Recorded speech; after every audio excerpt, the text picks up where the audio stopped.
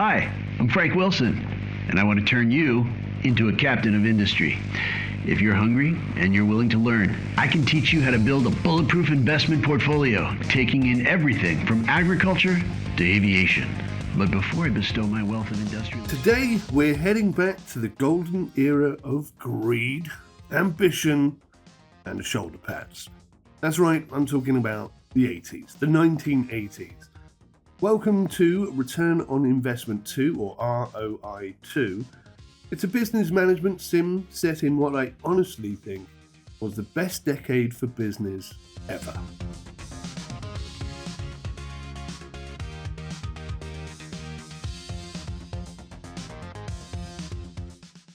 In ROI 2, you will start your very own American enterprise, whatever that might be. And then you'll try and build that into an empire in a world full of opportunity, chaos, and the occasional natural disaster. What I love here most is just how real it feels. The business management, relationships, expansion, economics, all beautifully interconnected. But let me say this right now. Don't even think about playing this game on easy or medium difficulty, because on hard mode is where this sim truly comes alive. It's the perfect balance between punishment and reward.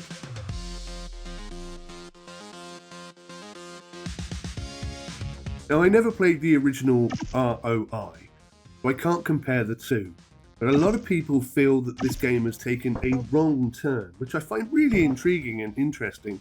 So if you have played the original, please do leave me some information in the comments section below about where you think the two differ and why you think that the original was better than this particular sequel. Because I've got to say, ROI 2 has a seriously impressive foundation. I certainly feel like it can be expanded upon and improved upon, and I really do hope that the dev continues building upon it. So here's what really stands out for me. It has an excellent grasp of economics, business, and the relationships between businesses. There are a massive range of products, resources, and expansion paths for you to tap into, dominate, and perhaps even control.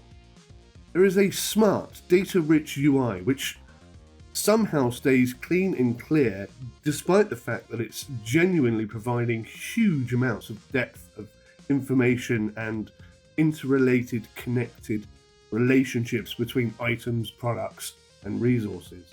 And most importantly, on the hardest setting at least, it's a genuine challenge.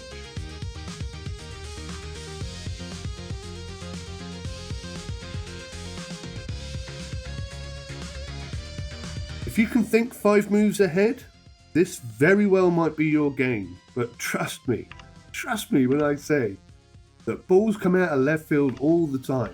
The carpet will be ripped out from under your feet. And sometimes it's the relationship that you have with other business owners which will keep you afloat. So what are the positives, the good stuff?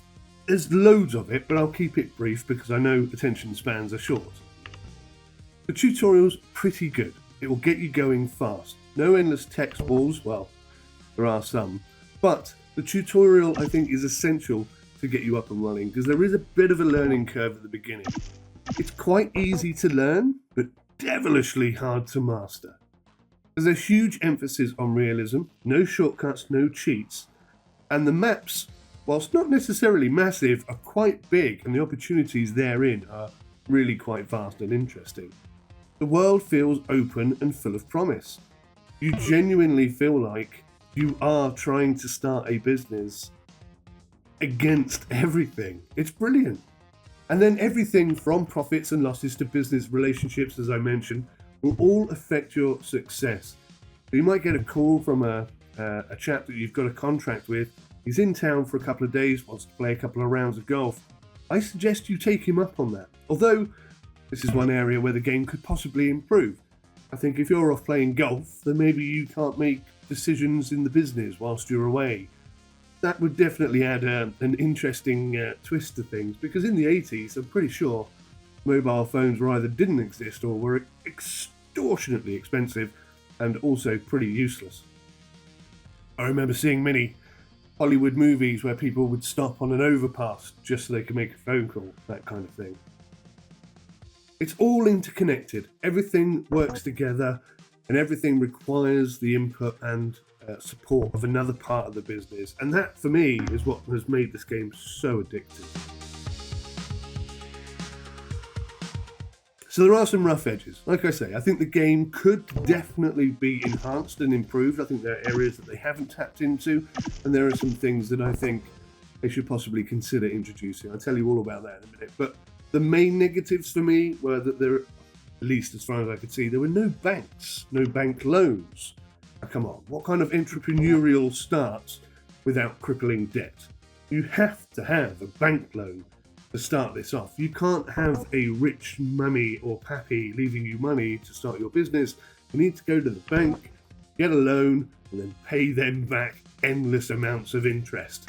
So that's one area that I think should be improved. Or if there is a bank, I wish someone could show me where the blinking hell it is, because sometimes data in this game, although it's there, is hidden in the wrong place and certainly not where you would expect it to be. I did notice a few bugs crop up, especially when things start to go negative, which is typical. I had well, you have to watch my video to see what happened, but I had a series of totally not my fault crippling events that all sort of compiled against me at the same time, and it was definitely a fingertip clenching, hanging off a cliff kind of experience for quite a long time, which I found absolutely compelling. But during that time, there were a few bugs that I noticed, some logic bugs and some actual physical bugs. So they need to be ironed out by the developers. And as I mentioned before, some key information is often hidden in odd menu corners instead of where they should be. So the UI on the whole, I think, is extremely good. But sometimes, especially around contracts and really important relevant information about contracts, sometimes hidden in a sub-menu on the opposite side of the screen when it should be there in the contract itself. I also think resource control needs tightening. Maybe there's a way to do it. Maybe I missed something on the front here, but I had two different businesses running at the same time, and Business 2 required some of the resources that Business 1 was producing. But unfortunately, instead of taking what it needed, it was just taking everything. And that meant that I was unable to fulfill some contract agreements. And that was really the beginning of the end of my business. So I did find a way that I could separate the resources into particular barrels or storage tanks. And then when they were completely full, then that would enable me to stop it taking more than was necessary. But I think definitely there needs to be more controls around that, just to make the gameplay experience better.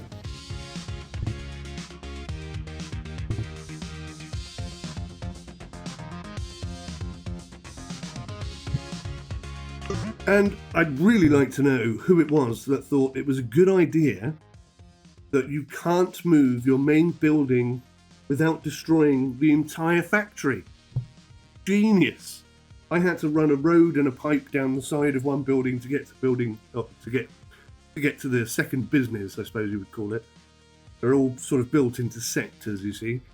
And I just had to move this one building, and it just happened to be the main building. And it wouldn't let me move the main building unless I destroyed every single oil drill, storage facility, water pump facility, electrical facility. It wanted me to destroy everything just so that I could move this one building 2 squares to the right.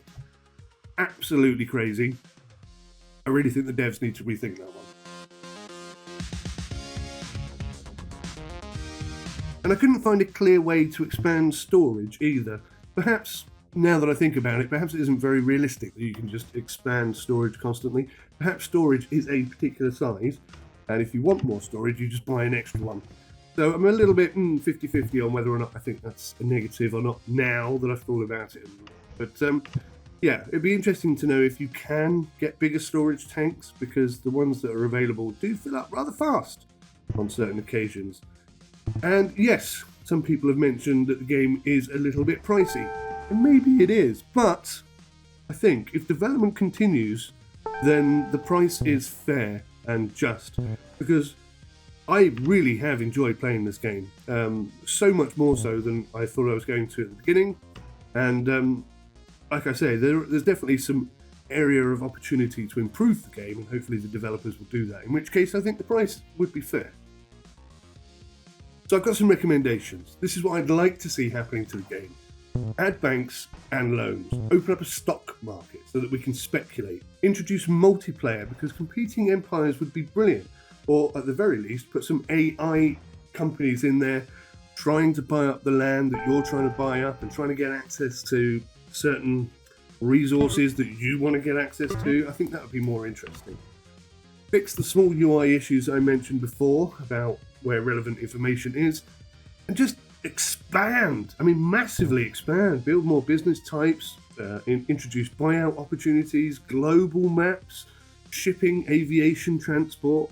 I'd love to take crude oil out of the ground in Texas and fly it over to the Philippines to make, plastics and cassettes or whatever. I think making it a global thing, and there is a global element to the game, but not quite what I mean, because at the moment there's quite a few maps, but they're all American based. I would love to see the entire world encapsulated in maps so that you can really become a global power.